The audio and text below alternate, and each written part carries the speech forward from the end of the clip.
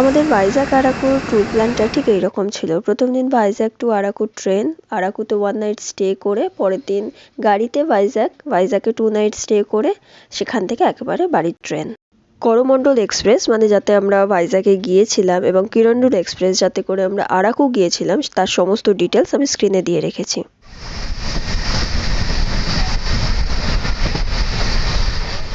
Vistadome কামরার ticket পাইনি ঠিকই, কিন্তু 45 টাকার বিনিময়ে যে এত সুন্দর একটা জার্নি হবে সেটা সত্যিই আমি কল্পনা করিনি। বিশাখাপত্তনম থেকে আরাকু এটা শুধু একটা ট্রেন জার্নি নয়, এটা আমার জীবনের অন্যতম সুন্দর ভ্রমণ অভিজ্ঞতা। পাহাড়, ঝর্ণা, নদী সব কিছু পেরিয়ে টানেলের ভেতর দিয়ে ট্রেন ছুটে চলেছে ঊর্ধ্বগতিতে। এই সৌন্দর্য ভাষায় বোঝানো অসম্ভব।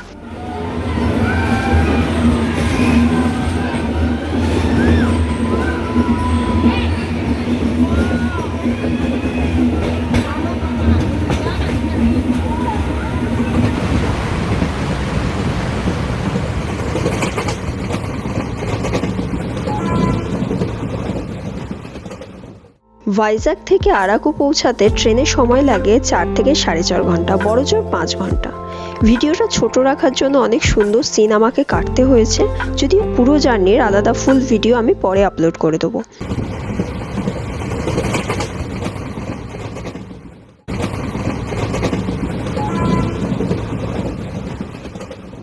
যারা আরাকুতে স্টে করবেন না তারা এই বোরাগুহালু স্টেশনে নেমে যাবেন। এখান থেকে বোরাকে ওয়াকিং ডিস্টেন্সে। এখানে সাইট সিইং করার জন্য গাড়ি বুকিং করার অনেক ব্যবস্থা রয়েছে। বোরাগুহালু থেকে আরও 45 মিনিটের রাস্তা অতিক্রম করে আমরা ফাইনালি পৌঁছে গেলাম আমাদের ডেস্টিনেশন আরাকু স্টেশনে। আরাকুতে একদিন স্টে করার জন্য আমাদের আগে থেকেই অনলাইনে বুক করা ছিল এপিটিডিসি ময়ূরী রিসর্ট। অনলাইনে বুকিং পদ্ধতি কিভাবে করবেন সেটা আলাদা ভিডিওতে দেখিয়ে দেবো। অনেক অপেক্ষার পর অবশেষে পৌঁছে গেলাম হোটেলে। আর এটাই সেই হোটেল যেটা আমি প্রচুর রিসার্চ করে বুক করেছিলাম, এবং বলতেই হয় প্রতিটা পয়সা উসুল হয়ে গেছে। হোটেলের সামনে ভিউটা দেখলে বুঝবেন কেন। কখনো কখনো কোথাও না গিয়ে একই জায়গায় বসে থেকে প্রতিটা মুহূর্ত উপভোগ করাটাই আসল ভ্রমণ, আর সেই অনুভূতিটা এখানে এসে সত্যিই বোঝা যায়। এটা একটা কমন এরিয়া, ঠিক আছে? এটা বিশাল বড় একটা ছাদ, এটা একদম ফার্স্ট ফ্লোরে রয়েছে। হোটেলের একদম সামনেই ছিল কফি মিউজিয়াম। সন্ধ্যাবেলায় ঘুরে এলাম, বিভিন্ন কফির স্বাদ নিলাম, কিছু কেনাকাটা, চকলেট আর কফি। জিভ আর চোখ কন্ট্রোল করা খুব মুশকিল। ভোরবেলা ঘুম থেকে উঠেই ব্যালকানিতে। হ্যাঁ, এটার জন্যই আমার পাহাড় ভালো লাগে। বসে বসে অপার কল্পনায় ভেসে যাওয়া, শূন্য হয়ে যায় মন। কুৎসিত ভাবনাগুলো বেড়াজালে আটকা পড়ে। ম্লান হয়ে যাওয়া হাসি নিস্তব্ধতায় মিশে দীর্ঘশ্বাস ছেড়ে বলে, এই সুখ পায় কতজনে। এখানে ব্রেকফাস্ট কমপ্লিমেন্টারি ছিল। সকাল সকাল আগে থেকে বুক করা গাড়ি এসে হাজির। হোটেলে চেক আউট করে বেরিয়ে পড়লাম সাইট সিইংয়ে। আজ অনেকগুলো স্পট ঘুরে ভাইজাগে চেক ইন করবো। প্রথমে গেলাম চকলেট ফ্যাক্টরি। অ্যাডাল্টদের 50 টাকা, চিলড্রেনদের 40 টাকা। আরাকুর পাহাড়ি এলাকায় চাষ হওয়া কোকোবিন দিয়েই এখানে চকলেট বানানো হয়, তাই টেস্টটা একদম ইউনিক। মাস প্রোডাকশন চকলেটের সাথে কিন্তু একদম তুলনা চলে না। এরপর আমরা চলে গেলাম আমাদের নেক্সট ডেস্টিনেশন কফি গার্ডেনের উদ্দেশ্যে। টিকিট 50 টাকা। আরাকুর কফি গার্ডেন ফেমাস তার পাহাড়ি এলাকায় উৎপাদিত অর্গানিক কফির জন্য। স্বাদ আর গন্ধ একেবারে আলাদা। কফির সাথে সাথে গোলমরিচ চাষও এখানে দেখা যায়। হ্যাঁ, এক্ষেত্রে বলে রাখি এখানের কিন্তু জমি অর্থাৎ সুন্দরভাবে গোছানো এই গার্ডেনটার ওপরে উঠতে গেলে কিন্তু অনেকটা চড়াই রাস্তা, পাথুরে এলাকা এবং এবড়ো খেবড়ো, তাই একটু বয়স্কদের নিয়ে সাবধানে উঠতে হবে।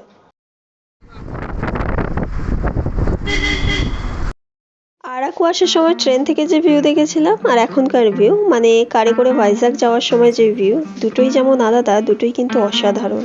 কখনো কখনো এমন পথের মুখোমুখি দাঁড়ালে মনে হয় গন্তব্যে পৌঁছানোর এত তাড়া কিসের। এই পথ চলাই তো আসল প্রাপ্তি। এই নিরন্তর এগিয়ে চলার মাঝেই লুকিয়ে আছে জীবনের আসল মানে।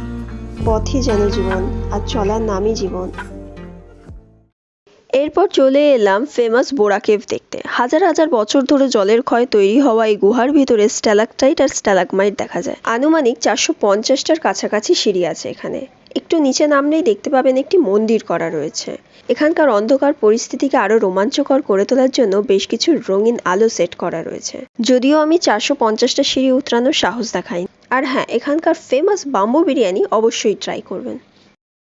এরপর আমরা চলে এলাম বিশাখাপত্তনমে আমাদের বুক করা হেমাস বিচ ভিউ রিসর্টে। চেক ইন করে ফ্রেশ হয়ে সোজা বিচ সাইডে। এই বিচগুলো কিন্তু পুরী বা দীঘার মতো নয়। সব বিচে স্নানের অনুমতি নেই, পাথুরে এলাকা আর কালো বালি, তবে ঢেউ বিশাল।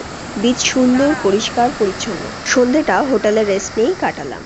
পরের দিন সকালে ঘুম ভাঙতেই বিশাল জানালা দিয়ে সমুদ্রের ভিউ। দূরে দেখা যাচ্ছে ডলফিন নোজ। যে ড্রাইভার দাদা আমাদের আরাকু থেকে ভাইজাকে দিয়ে গেছেন, তার সাথে আগামী 2 দিন ঘুরবো এবং 3rd দিন তিনি আমাদেরকে স্টেশনে পৌঁছে দেবেন। খরচার ডিটেল সমস্ত ডেসক্রিপশনে দেওয়া থাকবে। আজ আমাদের প্রথম গন্তব্য Kailasagiri. Kailasagiri ropeway up and down মিলিয়ে 200 টাকা আর এন্ট্রি ফিস 10 টাকা। এটা আমার জীবনের প্রথম রোপওয়ে এক্সপিরিয়েন্স। কৈলাসগিরি হচ্ছে বিশাখাপত্তনমের সবচেয়ে বিখ্যাত ভিউ পয়েন্টগুলোর মধ্যে একটা। পাহাড়ের চূড়া থেকে সমুদ্র, শহর আর আকাশ সব একসাথে দেখা যায়, আর রোপওয়ে জার্নিটা পুরো এক্সপিরিয়েন্সটাকে আরও স্পেশাল করে তোলে। পরের ডেস্টিনেশন টেনেরি পার্ক। এখানে কোনো এন্ট্রি ফিস নেই। 2018 সালে একটি বড় বাংলাদেশি কার্গো জাহাজ MV মা ঘূর্ণিঝড়ের সময় তীরে আটকে যায়, আর সেটাই এই জায়গাটাকে ভাইরাল করে তুলেছে। এরপর আমরা চলে গেলাম থোতলাকন্ডা বিচে। চোখ জুড়ানো এক মনোরম পরিবেশে পাহাড় আর সমুদ্রের মিলন দেখতে চাইলে এর থেকে ভালো কিছু আছে বলে তো আমার মনে হয় না। তবে হ্যাঁ, এখানকার সবথেকে বড় অ্যাট্রাকশন ন্যাচারাল আর্চ। কিন্তু ফটো ভিডিও তোলার ভীষণ ভিড়, যেটুকু পেরেছি আপনাদের জন্য তুলে এনেছি।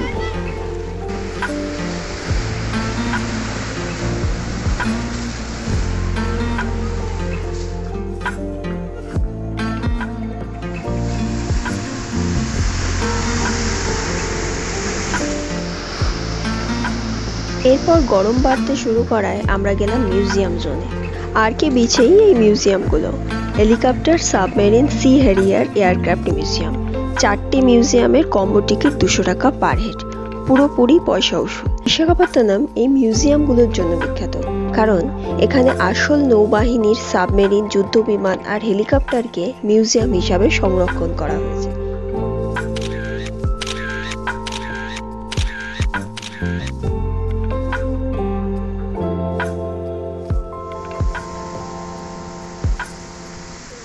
পরের দিন সকাল সকাল চলে গেলাম সীমাচলম টেম্পলে। প্রাচীন স্থাপত্য, গভীর আধ্যাত্মিক পরিবেশ এবং ইউনিক পূজা পদ্ধতির সাক্ষী এই সীমাচলম টেম্পল। 3 ঘন্টা জেনারেল লাইনে দাঁড়িয়ে ভগবানের দর্শন পেলাম। এরপর আমরা ডাইরেক্ট চলে গেলাম ডলফিন নোজ লাইট হাউস দেখতে। এখান থেকে বিশাল সমুদ্র, খাড়া পাহাড় আর বিশাখাপত্তনম পোর্ট সব একসাথে দেখা যায়। পাহাড়ের আকারটা ডলফিনের নাকের মতো হওয়াতে এই জায়গার নাম ডলফিন নোজ।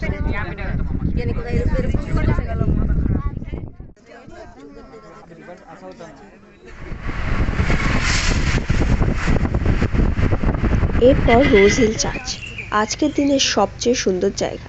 এই জায়গাটার সবচেয়ে বড় আকর্ষণ হচ্ছে এর ভাইব। শহরের ভিড় থেকে অনেক দূরে। এখানে এসে অকারণেই কিছুক্ষণ চুপ করে বসে থাকতে ইচ্ছে করে। এখানে ভাইজ্যাকের তুলনায় গরমও একটু কম, আর দূরের ভিউটা জাস্ট অসাধারণ। নেক্সট বিশাখাপত্তনম ফিশিং হারবার, ভারতের অন্যতম বড় পোর্ট এবং মাছ ধরা ও রপ্তানির প্রধান কেন্দ্র।